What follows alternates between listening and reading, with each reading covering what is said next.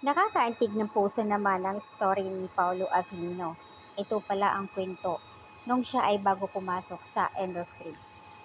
Grabe ha, pareho pala kayo ni Kim Chu. Kung si Kimi noon bago pumasok sa pagiging artista sa Pinoy Big Brother, dumaan pala siya sa pagiging cashier. Inamin naman ni Kim na nagiging cashier siya doon mismo sa kanyang pinsan na merong grocery. At si Paolo Avellino naman nagiging bagger or refilling ng tubig sa mismong store.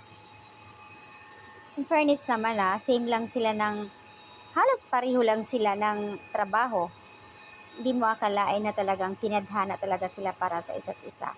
At ngayon nandito sila sa industry na halos pareho din sila 18 years. 'Di ba? Mas nauna lang si Kim ng 1 year bago si Pao.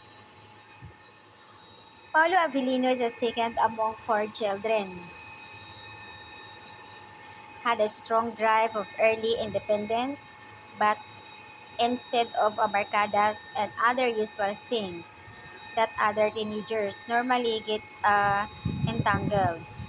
Pero si Paulo, on the other hand, went on working for a living, got job in grocery store as a bagger, and then work in water refilling station and many others of early age. So, bago ah, model si Pau dito sa print ads, TV, commercials, bago siya nagkaganon, dumaan muna siya sa pagiging grocery store as a bagger. Grabe and then refilling water station. Hindi kayo magkalayo ni Kim na story kasi si Kim naman bago pumasok din sa PBB nagiging cashier. So doon na siya sumikat talaga after the PBB. 'Di ba? And then si Kim naman halos naman din kasi si Pao second, pangalawa siya sa 4 na magkakapatid. And si Kim Cho naman siya din yung pinaka bunso nila kaya nga tinatawag na breadwinner. Pero ang nagkagandahan dito yung story nila na talagang dumaan sa ganoong sitwasyon, mahirap. Same lang din talaga sila. Tinadhana nga naman 'Di ba? Pareho lang sila ng story. Kaya nakaka-proud, hardworking. Very hardworking si Paolo Avellino, like Kim Cho. Talagang napaka-responsible niyang anak, no? Kaya proud kami sa'yo kasi napaka-humble mo. Mayroon kang sinasabi ni Kim Cho na word talaga niya, kind heart. Nakapag-isip-isip din ako na bakit pareho kayo ng story ni Kimi.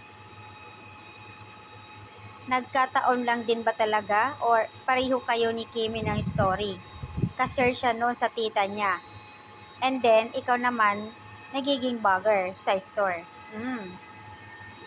Kaya pala pare-pareho kayo ni Kimi, very humble.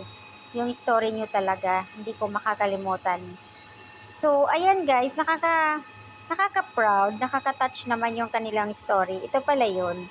Si Kim naman, alam na namin yon story ni Kimi. Si Pao para ngayon lang dahil doon sa simula nung nagkakaroon na ng Paolo Avellino Global. So, ayan, nalalaman yung story niya.